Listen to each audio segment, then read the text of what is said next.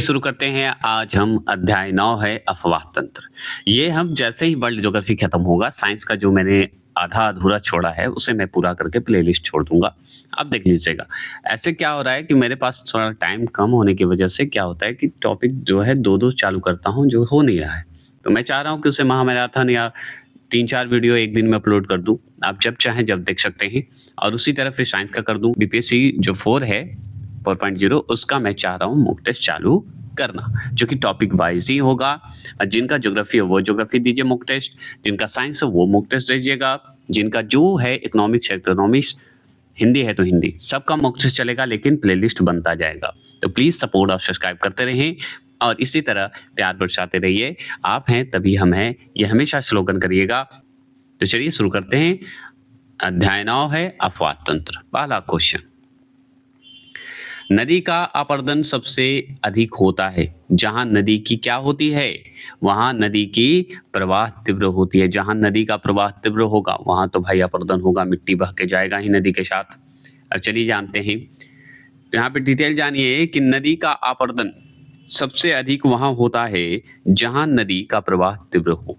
जहां अधिक होगा, यदि नदी का वेग दुगना कर दिया जाए तो उसकी अपरदन शक्ति 4 गुनी हो जाती है। अगर दुगना हो जाएगा वेग, तेज हो जाएगा नदी का वेग, तो समझिए कि 4 गुना अपरदन होगा, क्योंकि मिट्टी बहा के ले जाएगा, आसपास के क्षेत्र को ले जाएगा। इसे नदी के अपरदन का कार्य की जो है चतुर्थ शक्ति का सिद्धांत कहते हैं। क्या कहते हैं? चतुर्थ शक्ति का सिद्धांत कहते हैं। क्लियर हो गए? इसे दूसरा प्रश्न है कि विश्व की सबसे लंबी नदी कौन सी है? तो विश्व की पूछ रहा है, वर्ल्ड का पढ़ रहे हैं आप, वर्ल्ड ज्योग्राफी पढ़ रहे हैं, तो उसी में है कि विश्व की सबसे लंबी नदी कौन सी है? तो वो हमारी नील नदी है, सबसे लंबी नदी है। चौड़ी नदी बता सकते हैं तो कमेंट बॉक्स में करिएगा, नहीं तो इसका भी आपका वेट कीजिए, क्वेश्चन है।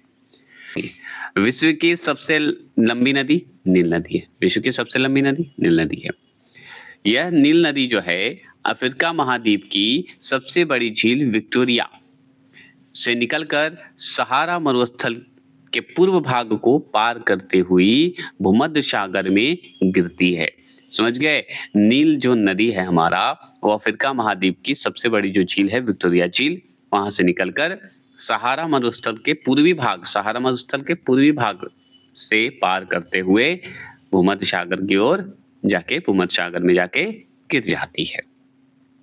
विक्टोरिया झील, अगर आपसे पूछे जगह पूछ दे कि विक्टोरिया झील है कहाँ, किस किस क्षेत्र में है, तो युगांडा, तंजानिया और केन्या, क्योंकि ये सब जो है अफ्रीका महाद्वीप का क्षेत्र है ना। तो ये ध्यान रखना, युगांडा, तंजानिया और केन्या से मतलब क्षेत्र में ये हमारा विक्टोरिया झील है, स्थान बताया गया है। और भी जान लीजिए, और क्या है कि यह जो है कौन, नील नदी की बात हो रही है, युगांडा, इथोपिया, सूडान, मिस्र से होकर प्रवाहित होती है। तो मिस्र से तो प्रवाहित होती है, हम बहुत पहले पढ़ चुके हैं। सूडान है, इथोपिया है, युगांडा है, ये सब क्षेत्रों से होकर प्रवाहित होती है नील नदी। श्वेत नील है, व्हाइट नील है, इसकी प्रमुख सहायक नदी है जो ताना झील से निकलती है। देखिए, एक श्वेत नील भी है जो कि ताना झील से निकलता है। अगर पूछेगा तो बता दीजिएगा। तीसरा प्रश्न क्या है, सुनिए। विश्व प्रसिद्ध नियाग्रा जलप्रपात किन किन झीलों के मध्य स्थित है? तो विश्व प्रसिद्ध नियाग्रा जलप्रपात किन किन झीलों के मध्य स्थित है? तो हम बताएंगे ईरी और, ठीक है, ईरी और ओंटेरियो, ये जरूर ध्यान रखना है। नियाग्रा जलप्रपात ईरी और ओंटेरियो झीलों के मध्य जो है नियाग्रा नदी पर स्थित है। किस नदी पर है? नियाग्रा नदी पर स्थित है। अब नियाग्रा नदी पर जो स्थित है वो कौन सा है? नियाग्रा जलप्रपात है। और ईरी और ओंटेरियो झील है, उसी के मध्य में स्थित है, जो कि कहाँ है? संयुक्त राज्य अमेरिका और कनाडा के मध्य अंतरराष्ट्रीय सीमा बनाता है या बनाती है। तो आपसे पूछेगा नियाग्रा जलप्रपात जो देख रहे हैं वो किस किस के बीच सीमा बनाती है? तो संयुक्त राज्य अमेरिका और कनाडा के बीच सीमा बनाती है। संयुक्त राज्य अमेरिका, चाहे आप ये भी बोल सकते हैं संयुक्त राज्य अमेरिका के न्यूयॉर्क और कनाडा के ओंटेरियो के मध्य जो है अंतर्राष्ट्रीय सीमा बनाती है। तो ओंटारियो झील कहाँ है? कनाडा में है। और भी जानते हैं, यह जो है संयुक्त राज्य अमेरिका और कनाडा दोनों के लिए जल विद्युत शक्ति का क्या है? एक महत्वपूर्ण स्रोत है। कौन? नियाग्रा जलप्रपात। चौथा प्रश्न क्या है? चौथा है कि यूरोप की सबसे लंबी नदी है। तो यूरोप की सबसे लंबी नदी कौन है? तो यूरोप की सबसे लंबी नदी अगर आपसे पूछे तो वोल्गा बताइएगा। क्या बताइएगा? वोल्गा।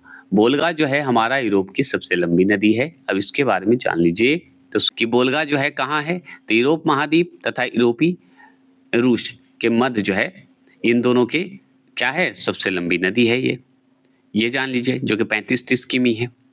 यह जो है कौन? यह बलदाई पहाड़ी, वोल्गा जो है बलदाई पहाड़ी से निकलकर रूस के कौन से क्षेत्र? पश्चिमी भाग क्षेत्र में से क्या होती है? प्रवाहित होती है। प्रवाहित होकर कहाँ गिरती है? कैस्पियन सागर में गिरती है। क्लियर हो गए? पांचवा प्रश्न सुनिए, विश्व का सबसे बड़ा नदी डेल्टा कौन सा है? तो विश्व का सबसे बड़ा नदी डेल्टा कौन सा है? तो ये सुंदरबन डेल्टा है, जो कि हम अच्छे से जानते हैं सुंदरबन डेल्टा को। अब सुनिए इसके बारे में जानकारी लेते हैं। सुंदरबन डेल्टा विश्व का सबसे बड़ा नदी डेल्टा है, जो बंगाल की खाड़ी में गंगा एवं ब्रह्मपुत्रा नदियों के मुहानों पर स्थित है।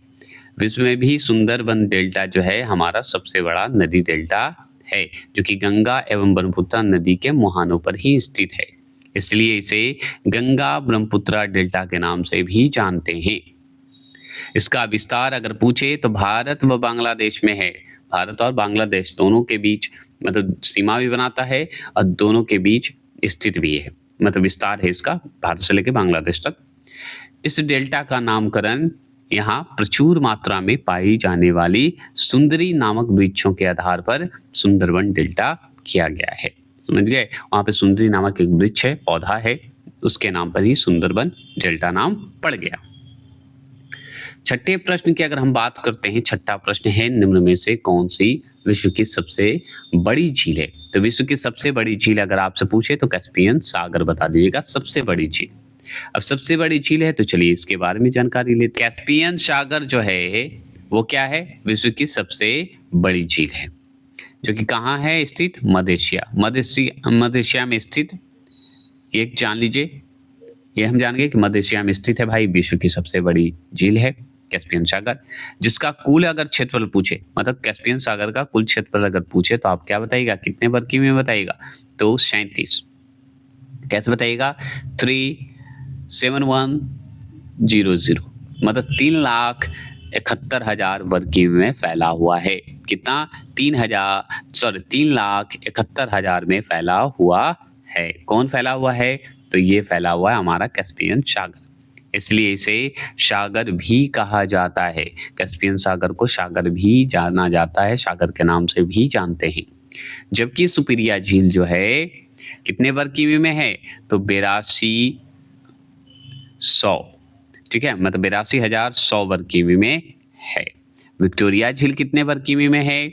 तो ये बताइएगा 69,400 वर्ग किमी में है।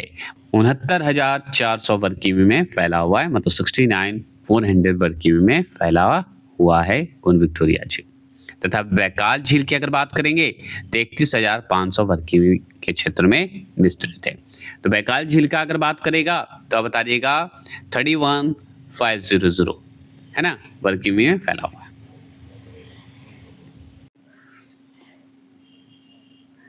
सातवां प्रश्न क्या है?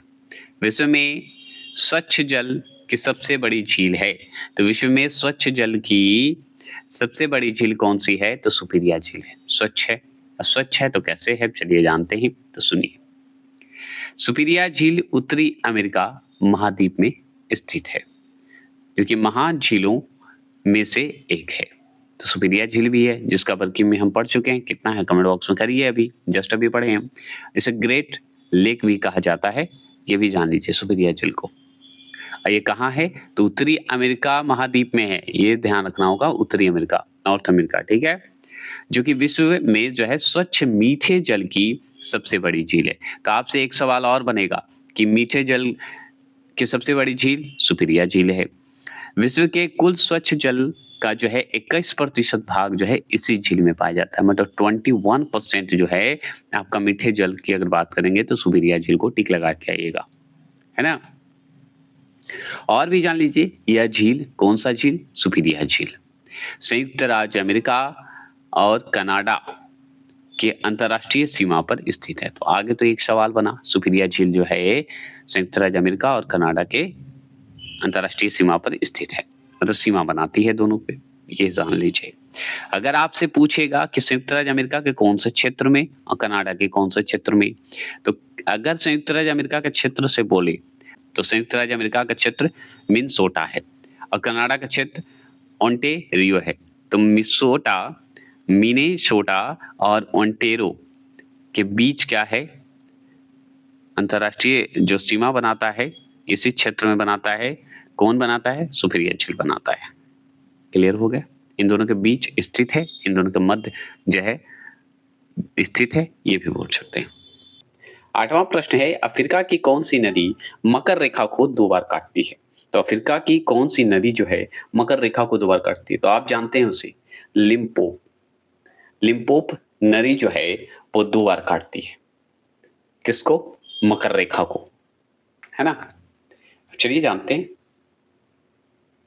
तो देखिए, अफ्रीका महाद्वीप की लिम्पोपो नदी बोलते हैं। देखिए, लिम्पोपो बोल दीजिए, लिम्पोपो बोल दीजिए, या लिम्पो नदी भी बोल सकते हैं, कोई गलत नहीं है। तो लिम्पोपो नदी मकर रेखा को 2 बार काटती है, ये स्पष्ट याद रखेंगे। इसे जो है घड़ियाल नदी के नाम से भी जाना जाता है। किस नाम से जानते हैं? घड़ियाल नदी के नाम से जानते हैं।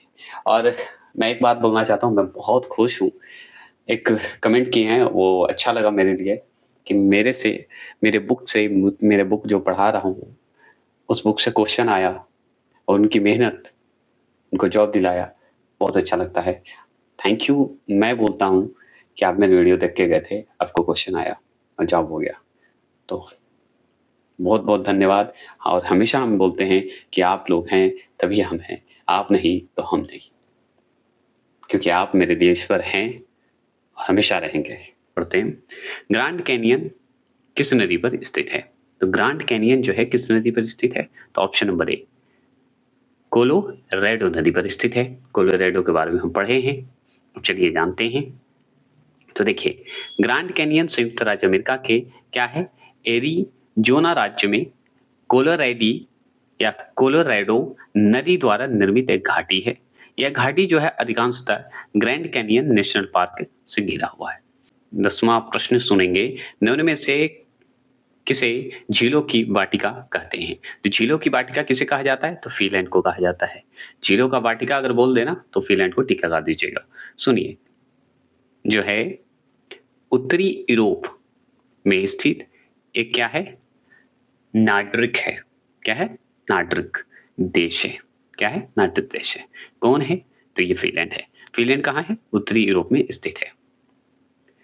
इसे जो है फिनलैंड को झीलों की वाटिका के नाम से जाना जाता है, मतलब गार्डन ऑफ लेक भी कहा जाता है और झीलों की वाटिका भी कहा जाता है। वाटिका वही गार्डन को ही कहा जाता है, क्योंकि यहाँ लगभग कितने झील हैं फिनलैंड में? तो ये है हमारा 188,000 झील है, मतलब 1,88,000 झील है। समझ गए? 88,000 झील है, 1,88,000 झील है। तथा द्वीप पूछे, फिनलैंड में द्वीप कितना है? तो फिनलैंड में द्वीप जो है 179,000 है, मतलब 179 द्वीप है, मतलब 1,79,000 आपका जो है फिनलैंड में द्वीप है और झील है 1,88,000। साइमा जो है यूरोप की चौथी एवं फिनलैंड की सबसे बड़ी झील है। साइमा क्या है? झील है, जो कि फिनलैंड की सबसे बड़ी झील है, लेकिन यूरोप की चौथी नंबर पे आती है। ठीक है। 11वां प्रश्न क्या है? 11वां प्रश्न है, महावेली गंगा एक नदी है। महावेली गंगा जो है क्या है? एक नदी है, जो कि ऑप्शन नंबर सी श्रीलंका की है। महावेली गंगा जो है श्रीलंका की सबसे लंबी नदी है, जिसकी कुल लंबाई अगर बोले तो 335 किमी है। तो महावेली अगर गंगा पूछे तो श्रीलंका की सबसे बड़ी नदी टिक लगा के आ जाएगा। इसकी लंबाई 335 किमी बता दीजिएगा। यह जो है कौन? महावेली, गंगा की बात हो रही है। उत्तर पूर्व की ओर प्रवाहित होती है, नॉर्थ ईस्ट की ओर प्रवाहित होती है और ये जाके कहाँ गिरती है? बंगाल की खाड़ी में गिरती है। चलिए ये भी क्लियर। 12वां प्रश्न। 12वां प्रश्न क्या है सुनिए। निम्नलिखित में से कौन सी नदी जो है जर्मनी में प्रवाहित होती है? तो निम्नलिखित में से कौन सी नदी जर्मनी में प्रवाहित होती है? तो वो होता है डेन्यूब। डेन्यूब भी कहीं कहीं लिख देता है। डेन्यूब नदी जो है जर्मनी के ब्लैक फॉरेस्ट पर्वत से निकलकर दक्षिण पूर्व मतलब साउथ ईस्ट की ओर प्रवाहित होते हुए काला सागर मतलब ब्लैक सी में गिरता है। तो आपसे पूछेगा डेन्यूब नदी जो है कहाँ के है? जर्मनी के। जर्मनी के कौन से क्षेत्र का? तो ब्लैक फॉरेस्ट पर्वत से निकलता है। अब ब्लैक फॉरेस्ट से निकल के कैसे जाता है? किधर जाता है? तो आपका साउथ ईस्ट की ओर जाता है, मतलब दक्षिण पूर्व की ओर प्रवाहित होता है। और कहाँ गिरता है? तो ब्लैक सी मतलब काला सागर में गिरता है। और सुनिए, यह जो है 4 यूरोपीय देशों की राजधानियों सहित कुल 10 यूरोपीय देशों से होकर प्रवाहित होता है। मतलब सोचिए यूरोप का जो 4 देश है, 4 देशों की राजधानी के साथ-साथ 10 यूरोपीय देशों से होकर भी प्रवाहित होता है। 4 तो राजधानी हो गया समझिए, यूरोप का देश का जो राजधानी है वहाँ से गुजरता है और 10 और यूरोप देश जो हैं वहाँ पे उससे, तो टोटल 14। 13वां प्रश्न क्या है सुनिए। विक्टोरिया जलप्रपात निम्नलिखित में से किस नदी पर स्थित है? विक्टोरिया जलप्रपात है और ये किस नदी पर स्थित है? तो ये हमारा जाम्बेजी नदी पर स्थित है। कहाँ है? जाम्बेजी नदी पर स्थित है। तो चलिए इसके बारे में जानते हैं। तो सुनिए, विक्टोरिया जलप्रपात जो है अफ्रीका महाद्वीप के या अफ्रीका महाद्वीप में कौन सी नदी? जाम्बेजी नदी पर स्थित है। देखिए अफ्रीका महाद्वीप के जाम्बेजिया नदी पर स्थित है या अफ्रीका महाद्वीप में जो जाम्बेजिया नदी है वहां पे स्थित है। आपको याद करने से मतलब है, मैं याद करवाने का वादा करता हूँ। विक्टोरिया जलप्रपात जो है अफ्रीका महाद्वीप में जाम्बेजी जो नदी है वहां पे स्थित है। ठीक है, मतलब अफ्रीका महाद्वीप में नदी है जाम्बेजिया नदी, वहां पे हमारा विक्टोरिया जलप्रपात है। कितना बार बोल दिया, अब तो बोलिएगा नहीं। इसे स्थानीय भाषा में मोसी ओआ तुन्या के नाम से जाना जाता है। मतलब विक्टोरिया जलप्रपात को वहां अगर स्थानीय भाषा जो क्षेत्रीय भाषा है जिसे बोला जाता है मोशी ओआ, क्या बोलिएगा? मोशी ओआ तुन्या बोल दीजिएगा। मोशी ओआ तुन्या बोल दीजिएगा, उस नाम से जाना जाता है। और सुनिए, जिसका शाब्दिक अर्थ होता है धुआं जो गरजता है। धुआं जो गरजता है मतलब धुआं जैसा रहेगा वहां पे जलप्रपात जो है, लगेगा पानी गिर रहा है मतलब धुआं निकल रहा है, पानी नहीं धुआं। यह जो है विश्व का सबसे चौड़ा जलप्रपात है। कौन? विक्टोरिया जलप्रपात, जिसका नाम मोशी ओ तुनिया है, वह नाम है। इसकी अगर कुल चौड़ाई पूछ दे तो हम बताएंगे 1700 मीटर है। कितना है? 1700 मीटर है और ये सबसे चौड़ी है, विश्व की सबसे चौड़ी है विक्टोरिया जलप्रपात, जो कि कहाँ है? अफ्रीका महाद्वीप में है। और कौन सी नदी पे है? जाम्बेजी नदी पर है। इसी का दूसरा नाम, स्थानीय नाम क्या है? तो मोसी ओ आ तुनिया है। और ये इसलिए है, इसका अर्थ होता है धुआं जो गरजता है, धुआं जैसा बरसता है, धुआं जैसा होता है, धुआं निकलता है। बस ऐसे याद रखिएगा, ये फन के लिए मैं बोलता हूँ कि आपको याद हो जाए। 14 प्रश्न क्या है कि एशिया की सबसे बड़ी नदी कौन सी है? एशिया की सबसे बड़ी नदी कौन सी है? तो एशिया का सबसे बड़ी नदी अगर बोले तो गंगा नहीं है, भारत का ही है गंगा। लेकिन एशिया का बोले तो हम बताएंगे ऑप्शन नंबर बी। अब ऑप्शन नंबर बी में ऐसा शब्द है कि क्यांग है, यांग क्यांग है, लेकिन बीच वाला शब्द भी है। तो हम कैसे याद करेंगे ये सुनिए। तो ऐसे याद करेंगे, यांग को अलग कर दीजिए, यांग तशी क्यांग हो गया। तो यांग तशी क्यांग नदी जो है एशिया की सबसे बड़ी नदी है। याद हो गया होगा। यांग तशी क्यांग नदी क्या है भाई? एशिया की सबसे लंबी नदी है। कितनी किमी लंबी है? तो 6300 किमी लंबी है। अब 6300 किमी है तो ये कहाँ का है भाई ये नदी? तो चीन का है। चीन का है सबसे लंबी नदी, मतलब एशिया का है तो चीन में है, तो चीन का भी हो जाएगा। आगे सुनिए, शिकांग पहाड़ी क्षेत्र, शिकांग पहाड़ी क्षेत्र से क्या होता है? निकलकर ये जो यांग तशी क्यांग नदी जो है चीन में जो शिकांग पहाड़ी है वहां से निकलता है और निकल के साउथ वेस्ट मतलब दक्षिण पश्चिम से उत्तर पूर्व दिशा में क्या होती है, प्रवाहित होती है और होती हुई, ये भी बोलिए, प्रवाहित होता है और आगे भी बढ़ जाएगा तो प्रवाहित होते हुए पूर्वी चीन सागर में जाके गिरेगा। गिरेगा ना जी, कहीं तो जाके गिरेगा, पूर्वी चीन सागर में गिरेगा। 15वां प्रश्न, निम्नलिखित में से किस देश में से अमेजन नदी बहती है? निम्नलिखित में से किस देश में से अमेजन नदी बहती है? तो हम बताएंगे ब्राजील से बहती है। कहां से? ब्राजील से। अब ब्राजील से है तो सुनिए, अमेजन का नाम सुने होंगे आप, अमेजन और नील का नाम। तो अमेजन विश्व की दूसरी सबसे लंबी नदी है। पहला तो नील नदी है सबसे लंबी नदी, लेकिन अमेजन दूसरी सबसे लंबी नदी है एवं अफवाह की दृष्टि से विश्व की सबसे बड़ी नदी है। अफवाह मतलब आयतन के हिसाब से, चौड़ाई के हिसाब से आप कहिए, आयतन के हिसाब से, वॉल्यूम के हिसाब से सबसे बड़ी नदी है कौन? अमेजन नदी।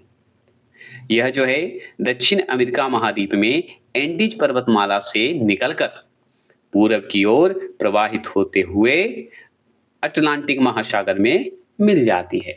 और अटलांटिक महासागर में कौन मिलता है भाई? तो हम बताएंगे अमेजन नदी मिल जाता है। तो आगे तो कहां से निकलता है? तो ये निकलता है अमेरिका महाद्वीप के एंडीज पर्वतमाला से निकलता है और निकल के पूरब की ओर प्रवाहित होता है, मतलब ईस्ट की ओर प्रवाहित होगा और जाके मिल जाएगा। और ये क्या है, आयतन के हिसाब से देखिएगा तो अफवाह के दृष्टि से देखा जाए तो सबसे बड़ी नदी है और लंबी नदी में दूसरा नंबर पे आता है। आगे चलिए, 16वां प्रश्न है, समय के साथ विसर्प नदी से कट जाते हैं। क्या है? समय के साथ विसर्प नदी से, विसर्प एक नदी है, कट जाते हैं और अलग झील बनाते हैं जिसे भी कहते हैं। तो उसे क्या कहते हैं? तो उसे चापकार झील कहते हैं।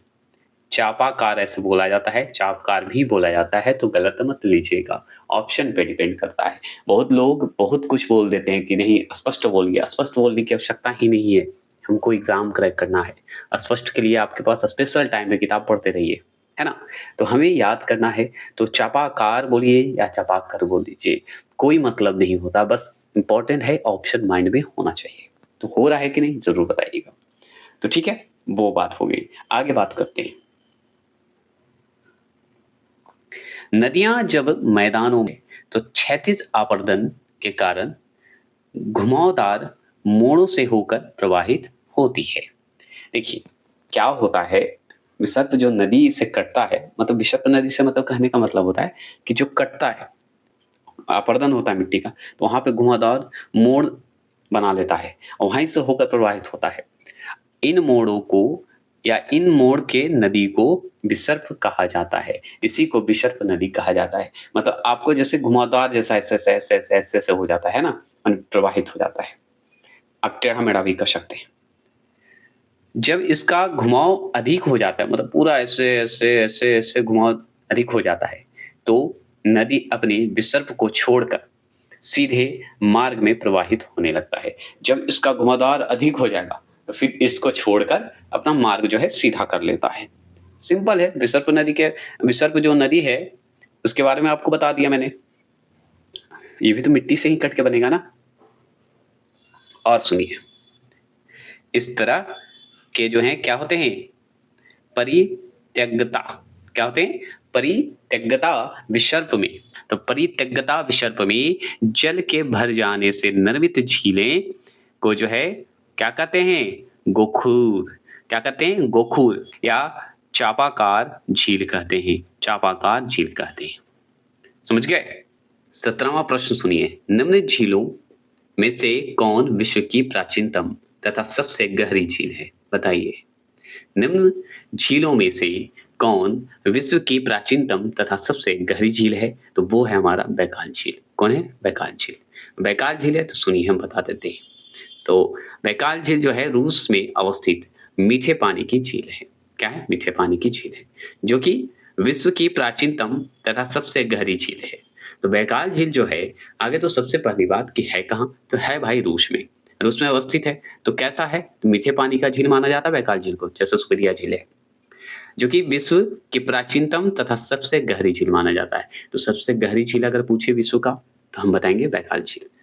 और ये प्राचीनतम झील भी है, विश्व का प्राचीनतम झील पूछे तो बैकाल झील। और ये है कौन, कहाँ है, तो रूस में। और कैसा है, तो मीठे पानी का झील है। यह जो है 25 मिलियन वर्ष पुरानी है। बैकाल झील जो है 25 मिलियन वर्ष पुरानी है।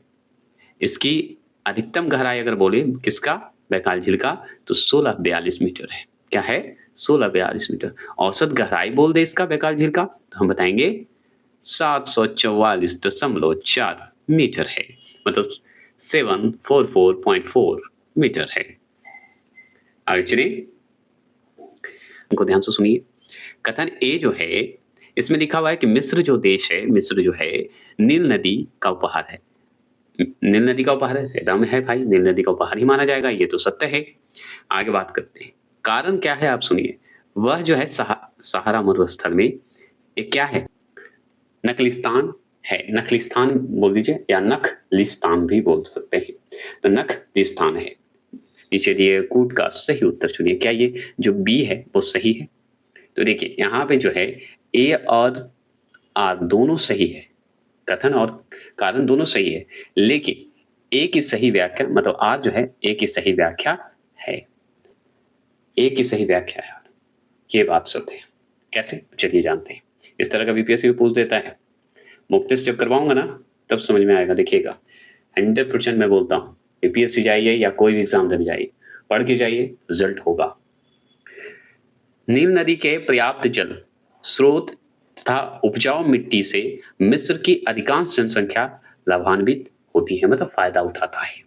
इसलिए मिस्र को नील नदी का उपहार कहा जाता है। उपहार कहिए, पुरस्कार कहिए, जो कर सकते हैं आप कहिए, मतलब या कहिए देन कहिए, है ना, नील नदी का देन कहिए। नील नदी जहां प्रवाहित होती है वह क्षेत्र इस मरुस्थल में मरुधान नखलिस्तान के रूप में विकसित हुआ है। वह क्षेत्र, नील नदी जहां प्रवाहित होती है वह क्षेत्र जो है इस मरुस्थल में मरुधान नखलिस्तान के रूप में विकसित है। बस इतना ही जान लीजिए, इसमें कुछ और नहीं है। मरुधान का आशय है मरुस्थल के मध्य जल प्राप्त होने पर विकसित हरित भूमि से प्राप्त होती है, मतलब ग्रीनलैंड। अब सोचिए जिस मरुस्थल में पानी नहीं है वहां नील नदी आपके किनारे गुजर रहा है, सहारा नदी के, मतलब सहारा मरुस्थल के बगल में, तो वो तो एक तरह से ग्रीनलैंड ही होगा ना, पानी तो मिल रहा है, भूमि विकसित हो जाएगा। बस इतना ध्यान रखना है, और कुछ इसमें सवाल नहीं था। 19वां प्रश्न को ध्यान से सुनिए। एशिया के निम्नलिखित में से कौन सी नदी दक्षिण को प्रवाहित होती है, दक्षिण की ओर प्रवाहित होती है, मतलब साउथ की ओर प्रवाहित होती है। तो साउथ की ओर प्रवाहित होती है तो बताइए कौन सा, तो ये जो सालवीन जो है ये हमारा जो है दक्षिण की ओर प्रवाहित होती है।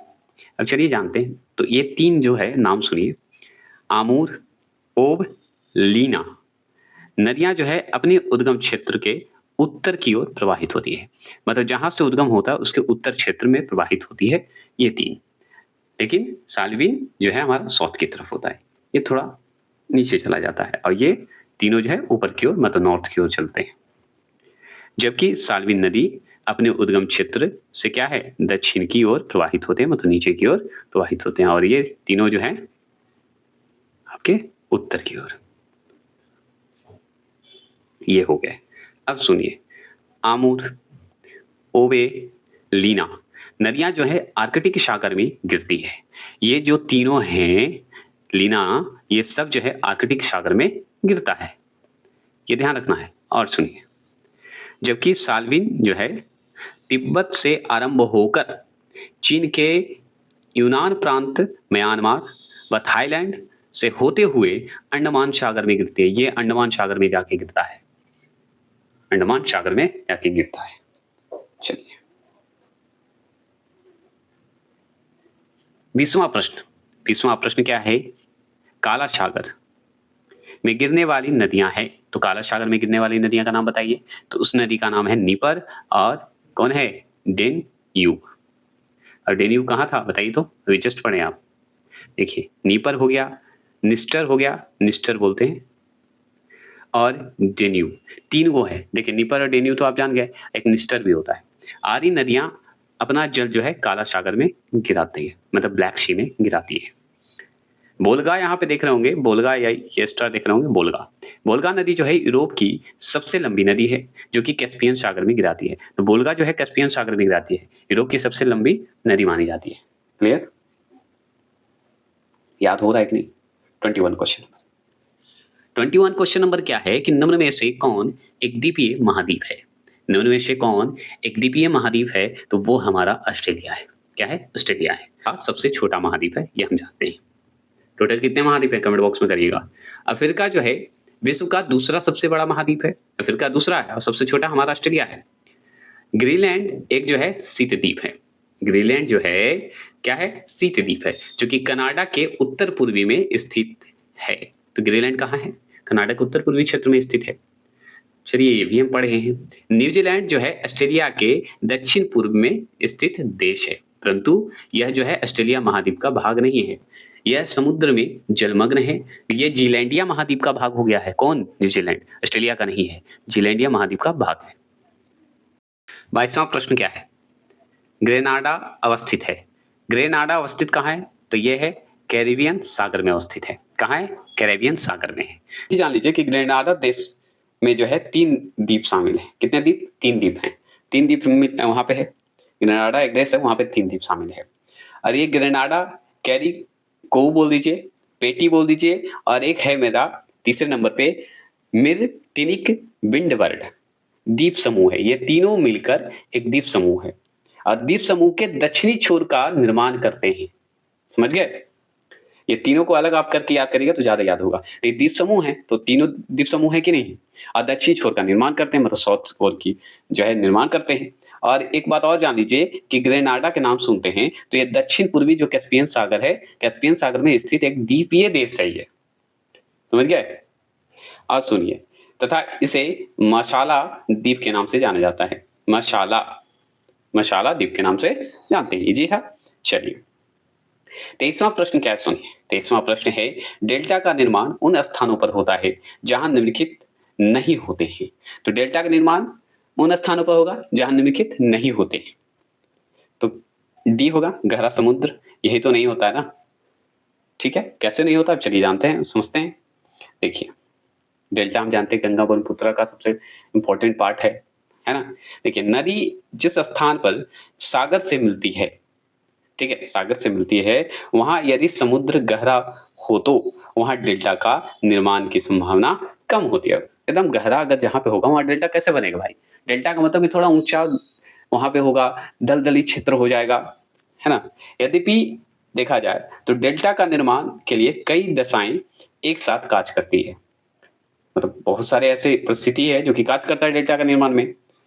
अब चलिए नदी जब समुद्र में मिलती है, जब नदी समुद्र में मिलेगी, मिलना तो है समुद्र में ये जान लीजिए, तब उस स्थान पर यदि ढाल की प्रवणता बहुत कम होती है, ढलकाव जो होती है बहुत कम हो जाती है, ऊंचा ज्यादा हो जाता है थोड़ा, तो नदी के बहाव की गति भी कम हो जाती है। और जैसे आप जाइएगा सुंदरबन डेल्टा तो वहां पे नदी का बहाव जो है कम हो जाता है और नदी अपने साथ बहाकर लाए अवसादों को मुहाने पर एकत्र करने लगती है। मुहाने मतलब जो नदी से बहा के ला रहा है अपर्दन निक्षेपण करके, वो जाके एक जगह जमा करेगा ना जी, तो जमा कर दिया, जिससे एक त्रिभुजाकार आकृति का निर्माण होता है। ऐसी आकृति को ही डेल्टा कहते हैं, जो कि हम सिंपल जानते हैं। 24 क्वेश्चन नंबर की बात करते हैं। 24 क्वेश्चन नंबर है कि एशिया की विशाल नदी मेकांग निम्नलिखित देशों में से किसमें नहीं बहती है? मेकांग नदी जो है बताइए नहीं बहती है, किस देश में नहीं बहती है? तो ये हमारा मलेशिया में नहीं बहती है। मलेशिया में नहीं बहती है तो चलिए जानते हैं इसके बारे में। तो सुनिए, मेकांग नदी की उत्पत्ति जो है तिब्बत के पठार से होती है। ठीक है, तिब्बत के पठार से होती है। तो आपसे पूछेगा मेकांग नदी तिब्बत के पठार से इसका उद्गम होता है, जो कि चीन के यूनान, चीन के कौन सा? यूनान क्षेत्र, यूनान प्रांत कह दीजिए, Laos, Myanmar, Thailand, Cambodia, Cambodia हो गया, लाओस हो गया, म्यांमार हो गया और वियतनाम से प्रवाहित होते हुए दक्षिण चीन सागर में, कहाँ? दक्षिण चीन सागर में जाके गिर जाती है। यह नदी जो है मलेशिया में प्रवाहित नहीं होती है, ऑप्शन के हिसाब से मलेशिया में होगा ही नहीं। अब सुन लीजिए, यूनान प्रांत में जाएगा ही, क्योंकि चीन से मतलब मेकांग नदी जो है तिब्बत के पठार से निकला भाई, और निकलेगा तो चीन के जो यूनान क्षेत्र है, प्रांत है, वहाँ जाएगा। वहाँ से लाओस जाएगा, लाओस से म्यांमार जाएगा, म्यांमार से थाईलैंड जाएगा, कंबोडिया जाएगा, वियतनाम जाएगा। जैसा है वैसा मैंने याद करवाया है कि आपको याद रहे। और उसके बाद जाके भाई दक्षिण सागर में जाके मतलब दक्षिण चीन सागर में जाके गिर जाएगा। बस मलेशिया कैसे जाएगा? नहीं जाएगा। क्लियर? तो ये हो गए आपके अध्याय 9 खत्म, जिसे हम अपवाह तंत्र कहते हैं। अब पढ़ेंगे 10वां, इसी तरह 11वां, और आपका खत्म हो जाएगा ये। उसके बाद बायोलॉजी सिर्फ चलेगा और फिजिक्स और केमिस्ट्री चलेगा। फिर उसके बाद सिर्फ मॉक टेस्ट चलेगा और कुछ नहीं चलेगा। तो तैयारी में लगे रहिए, धूमधाम से लगे। अब बिहार एसएससी के लिए नन अकाडमी 2.0 पे मैथ का महामैराथन चलाया जा रहा है। आप जाके देख सकते हैं, उसे लाइक करें, सब्सक्राइब करें, फॉलो करें। दूसरा चैनल है मेरा, आप जाके ज्वाइन करिए। उस पे महामैराथन स्पेशली चलाया जा रहा है, 2-2 घंटा का वीडियो सिर्फ स्पेशली मैथ का। तो एग्जाम निकालना है तो वो से देख लीजिए। मैं कह सकता हूँ 99% आपको क्वेश्चन आएगा, कोई भी एग्जाम में मैथ का देने जाते हैं तो चलिए मिलते हैं। जय हिंद, जय भारत।